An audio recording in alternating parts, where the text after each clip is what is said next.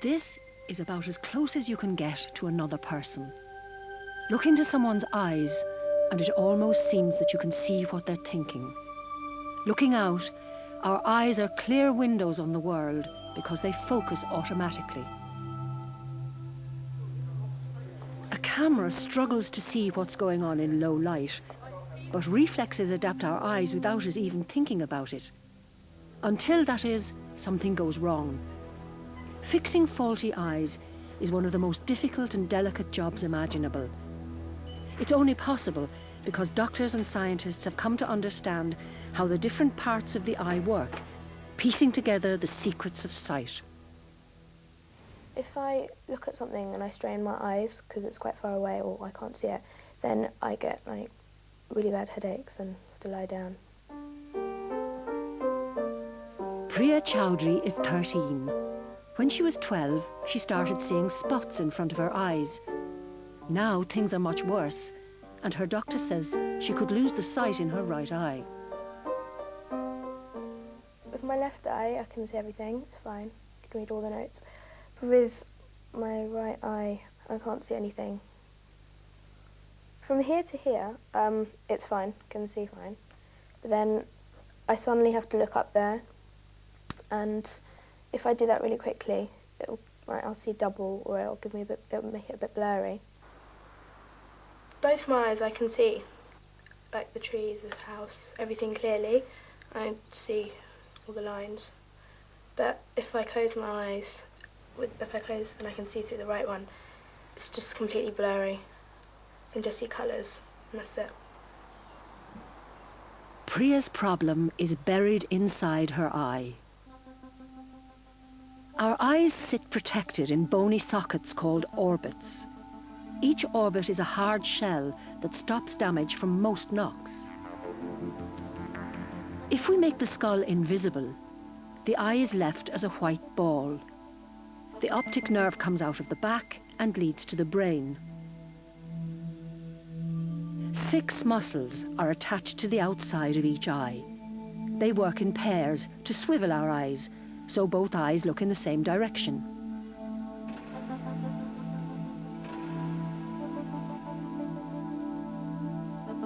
At the front of the eye is the cornea. It's clear like a window. Behind the cornea sits the iris, a round disc that blocks light, except for a hole in the middle called the pupil. The pupil controls how much light comes into the eye. Next is the lens. It's clear like the cornea, but its shape can change.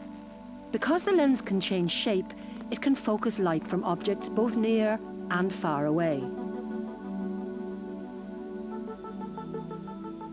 The light ends up projected onto the retina, a light-sensitive layer of cells at the back of the eye.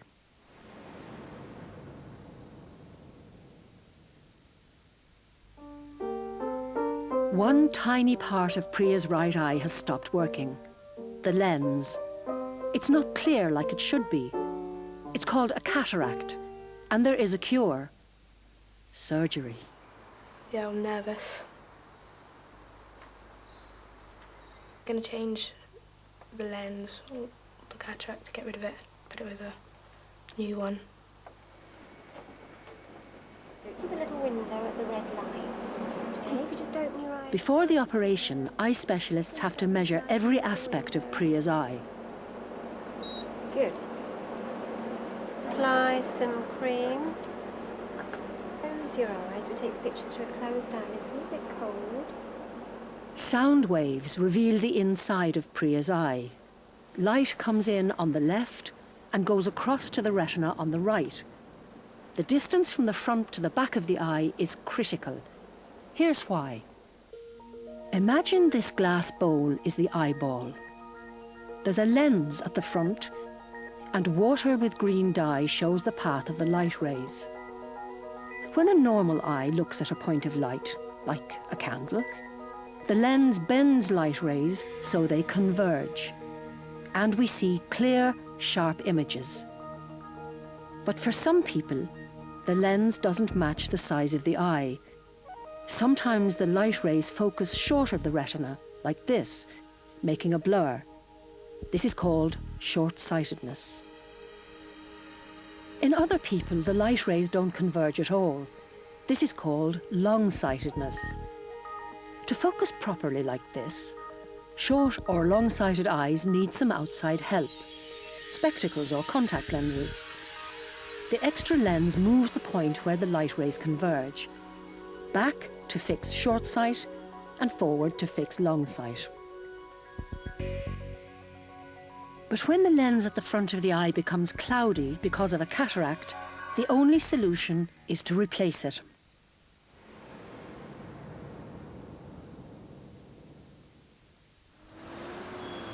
Moorfields, London, is the oldest and largest eye hospital in the world. How long have you had the cataract? About 2 years. Yeah. And it's only started to affect your vision recently, hasn't it? It's the day of Priya's operation, About 6 months. and John Dart will be her The other surgeon. eye, you've got some cataract. For a final check on the problem, he compares her good left eye with the problem right eye. He's put drops in her right eye to make the pupil open wide, to dilate it. Let's just have a look at the cataract now. We've dilated your pupil because in order to do the cataract operation, we have to get access to the cataract. Look straight forwards for me, Priya, that's it. And right at the back of the lens here, you can see that very white, which is right in the middle of the pupil, and that's what's affecting your vision there. Today the world seems a blur to Priya. A new plastic lens can make it clear again, but the operation to put it in will need an anaesthetic. A local anaesthetic would make it painless, but she'd stay awake for the operation. Priya and I are having a debate about whether she should have local anaesthesia or general anaesthesia. She wants to have general, but I'm not so keen about general anaesthesia, so well, I think she's going to win.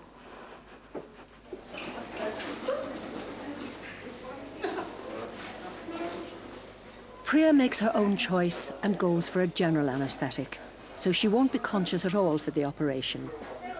As she waits to go into the operating theatre, she's very nervous. Yeah. Okay, Nick?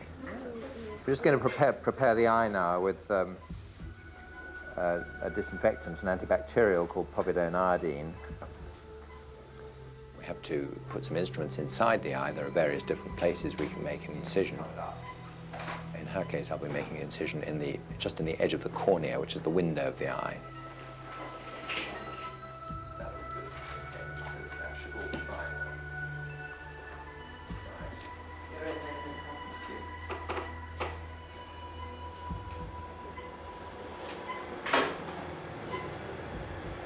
When John Dart cuts into Priya's eye, he knows that the slightest slip could make her blind for the rest of her life.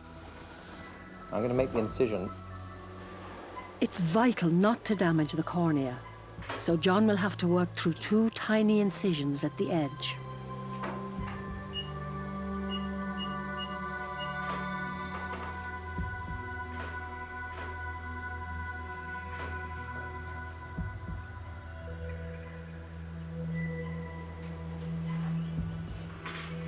The first job is to take the old lens out.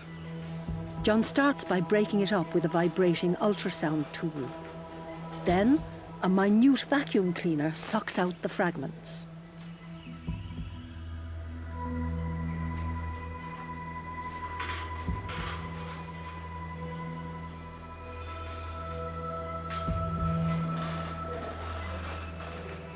Priya's cloudy lens has gone. Right at the end, of course, we have to put an implant in order to focus the light again. If you don't put an implant in, you need very thick glasses. So the lens I'm going to put in, I'll be folding up, so I can put it through a very small hole and unfolding inside the eye in the right place.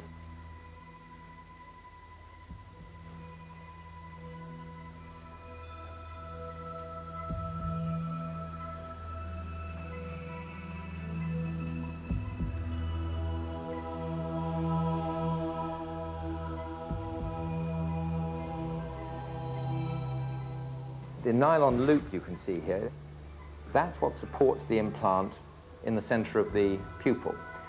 If I don't put this in the right place, it will decenter. I'm just going to stretch the capsule bag there, you see that, and just pop that into place. You can see how well that's centered, right in the middle of the eye there.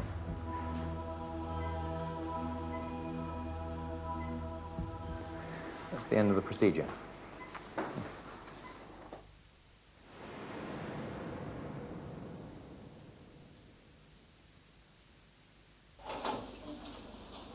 Priya's come round from her anaesthetic. It'll be some time before her right eye heals completely, and until then she won't be able to judge distances or see in 3D. 3D vision is called binocular vision because it needs two eyes. Our brains combine the two images into one clear picture. If they didn't, it'd feel as if we were drunk, seeing double. But actually seeing double is the secret to 3D vision. The brain can compare the slightly different viewpoint from two eyes to tell how far away objects really are. Priya may not be able to judge distances yet, but with her good eye she can still focus automatically. She learned that skill as a baby. Focusing from close to far objects is called accommodation. It's possible because the lens in the eye changes shape. When the lens is relaxed, it's thin and flat. This brings the light from distant objects into focus on the retina. But when the muscles around the lens contract, the lens becomes fatter and brings the light from close objects into focus. The lens accommodates the changes of focus from close to distant objects by relaxing and contracting to alter its shape. This is why it's called accommodation.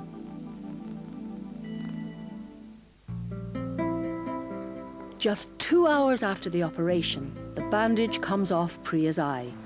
Her new lens is already working, and in 2 weeks her eye will have healed completely. It's not so blurry, but I can see clearly and I can see everything. I think everything will be better because I'll be able to see and I won't have so many headaches. It won't be such a hassle.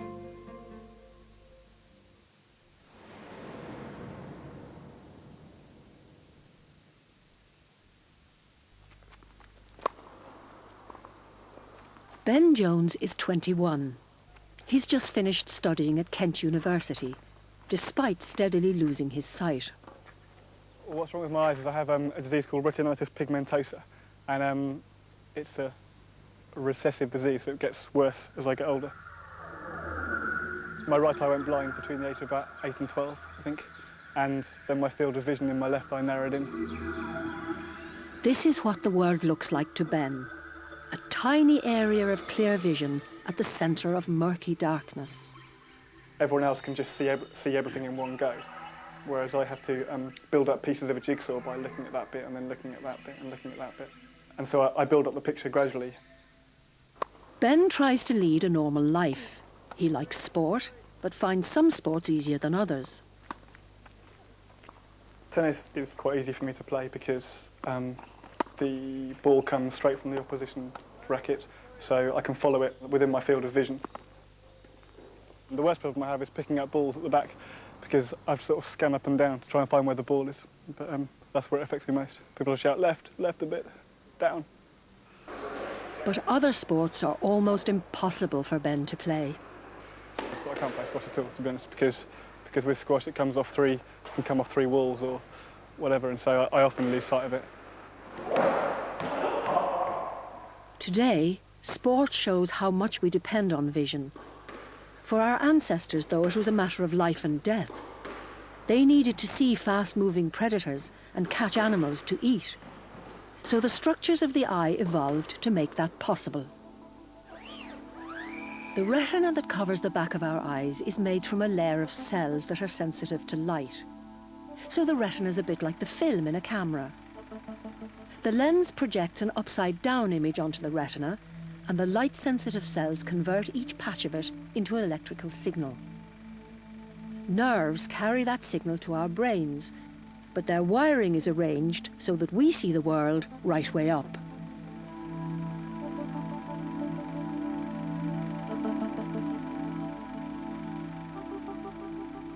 Our brains also compensate for the fact that each of us has a blind spot. This is the place on our eyes where the retina's nerve cells gather on their way to the brain, forming the optic nerve. There's no room for light-sensing cells here, so this part of the retina is blind in everyone. But right in the centre of the retina, not far from the blind spot, is where the clearest image is formed. It's called the fovea. Ben suffers from tunnel vision because the cells in the outer parts of his retina are severely damaged, while the cells at the centre and at the fovea are working normally.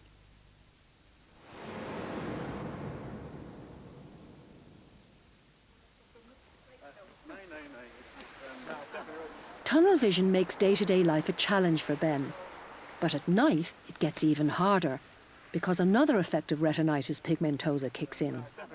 I suffer from night blindness, which means that when everyone else can see in the dark, I can't. Under street lighting, I can still see some things, but just not as much as everyone else. I have to have someone to hold my hand or take my arm and walk me down. It's generally not conspicuous, I'm walking this person, it's just like we're holding hands. We just look like a couple, I suppose. Most people can see quite well in low light conditions. As it gets dark, the pupil dilates and night vision is helped by special cells that make up the outer light. But near the centre of the human eye, it's a different picture. There are fewer rods and many more fatter cells called cones, again because of their shape. In good light, they respond to colour. Ben's colour vision with his good eye is not too bad. His vision is concentrated in the middle of the retina at the fovea, where the cones are most dense. Yeah, a lot of people tell me I should be bitter or ask me if I'm bitter, but I'm just not, because I've got a lot to be thankful for. I've got a great family and great friends, and I get girls to hold my hand at night, and a lot of blokes would poke their right eye out to have disability. Probably you just have things and go for it. And if you let things down, you never do anything. But if you focus on what you can do, then you can do whatever you want, really.